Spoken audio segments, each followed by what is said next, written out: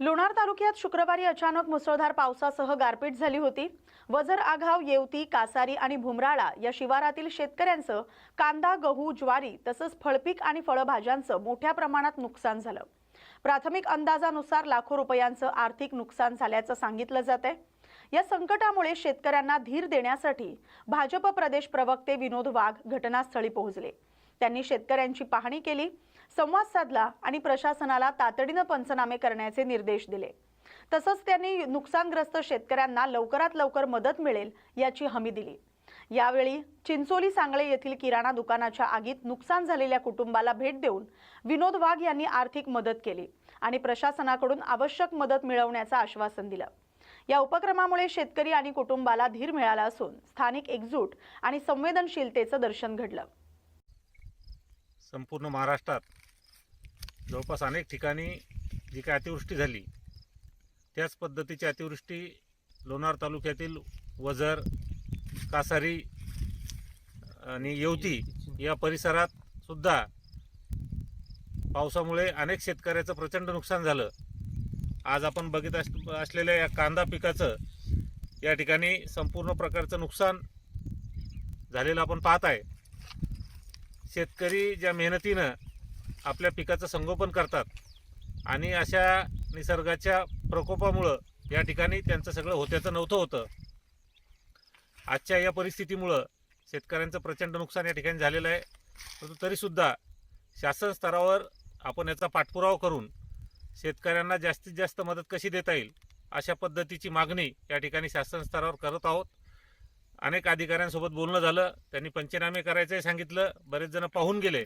परंतु तरीसुद्धा येत्या 1-2 दिवसात सन्माननीय या राज्याचे मुख्यमंत्री साहेब असतील, कृषी मंत्री साहेब असतील, यांच्याशी भेटून त्यांच्याशी पत्रव्यवहार करून जी काही मदत आमच्या शेतकरी बांधवांना या ठिकाणी करता येईल ते निश्चितपणे या ठिकाणी करू आणि या संकटातून शेतकऱ्याला कशा पद्धतीनं सावरता येईल त्यासाठी आम्ही सगळेजण या ठिकाणी प्रयत्न करणार आहोत आणि 100% या ठिकाणी आम्ही काही ना काही मदत शेतकऱ्याला मिळेल यासाठी शासनाकडे त्या ठिकाणी आग्रह धरू।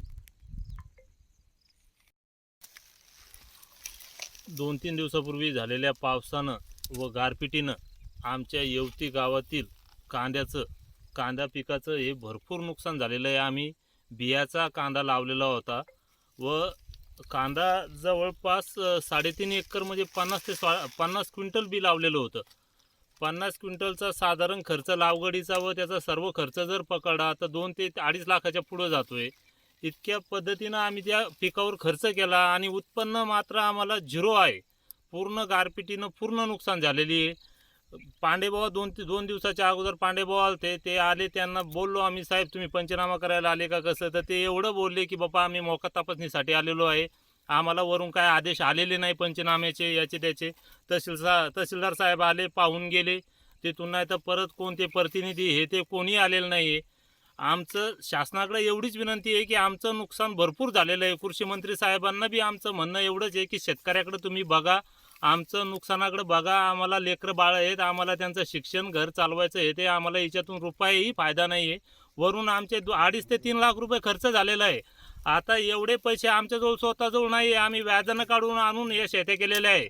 आता पैसे स्वतःजवळ नाही आहे, लोकांचे पैसे द्यायचे, एक तर रुपया उत्पन्न नाही आहे। मग आता शेवटी आम्ही का फाशी घ्यावं का अशी वेळ प्रत्येक शेतकऱ्यावर आलेली आहे। येवती गावामध्येच काय वजर, आगाव, चिंचोली अशा 2-3 गावामध्ये, कासारी परत असे 2-4 गावं आहेत की तिथं भरपूर नुकसान झालेलं आहे। तर शासनानं तातडीनं मदत करावी व याचे पंचनामे करून घ्यावे।